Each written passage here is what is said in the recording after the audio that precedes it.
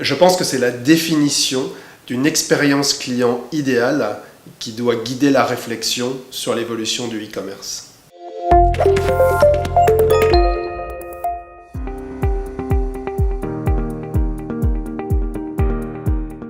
Le futur du e-commerce, pour nous, va se structurer sur 4 piliers.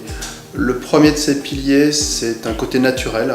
On va voir, et on commence à voir des sites qui sont de plus en plus naturels, qui permettent d'interagir comme on interagirait dans un magasin, en suivant les yeux, la voix, avec une disparition finalement de l'UI et une UX qui est la plus fluide possible et finalement qui se fait oublier.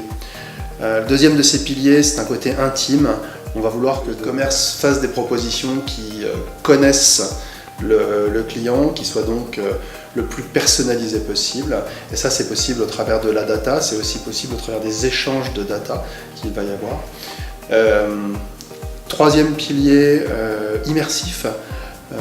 On va vouloir développer des solutions qui offrent de plus en plus la possibilité d'être immergé dans un point de vente par exemple, et donc de voir des produits avec une définition absolument parfaite, de pouvoir comparer, de pouvoir éviter par exemple que 64% des produits soient retournés pour des questions de taille.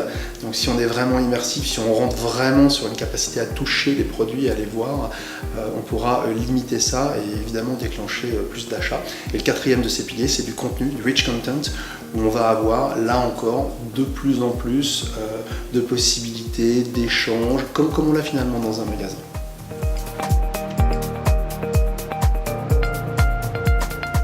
Ouais, liquid expectations, finalement, ça veut dire que les clients ont des attentes entre guillemets liquides, c'est-à-dire qui sont bien au-delà des industries.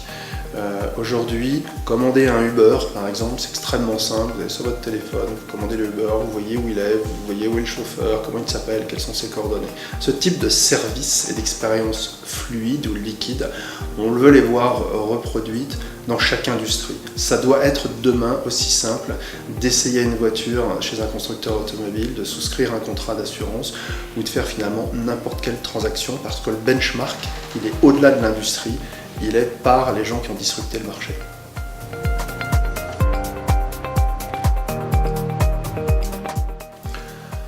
Au-delà de la boutade, de travailler avec nous, c'est effectivement de faire preuve de sérénité. C'est compliqué, une transformation digitale, ça fait appel à bien sûr son département, mais l'entreprise en général. Donc c'est se mettre en marche, dans une logique de petits pas, de choisir les bons partenaires, de ne pas forcément tout remettre en cause, mais de prendre des gens avec lesquels il va y avoir une vraie relation de confiance. C'est extrêmement important, parce que ce sont des choix qui sont assez drastiques.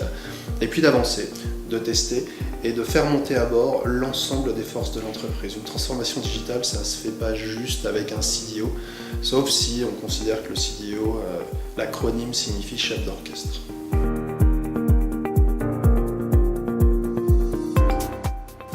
Autant de succès que l'année dernière. Je crois que l'année dernière, on a rencontré un bon succès. Ce que je qualifie par succès, c'est un réel intérêt des gens dans le public, qu'on a constaté après par pas mal de contacts.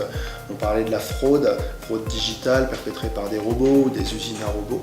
Donc là, on va toucher le e-commerce. On va mettre beaucoup en avant notre département innovation, notre lab à Sophia Antipolis. Donc j'espère qu'on suscitera autant d'intérêt.